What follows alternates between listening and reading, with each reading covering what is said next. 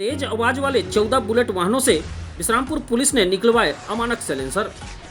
Bullet bike में अमानक silencer लगाकर तेज रफ्तार में घूमने वाले 14 युवकों को रोककर थाना प्रभारी अलरिक लकड़ा ने हिदायत दी और थाना परिसर में ही उनसे अमानक स्तर का साइलेंसर खुलवाकर मानक स्तर का साइलेंसर लगवाया।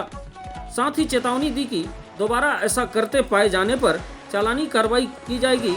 बुलेट वाहनों में अमानक स्तर का साइलेंसर लगाकर तेज रफ्तार में आवाज करने वाले को सबक सिखाने शनिवार को विश्रामपुर टीआई ने अभियान चलाकर 14 बुलेट वाहनों को रोककर उनमें अमानक साइलेंसर खुलवाकर मानक स्तर का साइलेंसर फिट कराया।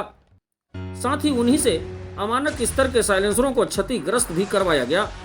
इसी क्रम में पुलिस ने अभियान चलाकर 100 से अधिक बिना नंबर की मोटरसाइकिलों को रोककर उसमें नंबर अंकित करने के बाद समझाइश देते हुए छोड़ा। विश्रामपुर पुलिस की इस कार्रवाई से ऐसे वाहन चालकों में हड़कंप मचा हुआ है।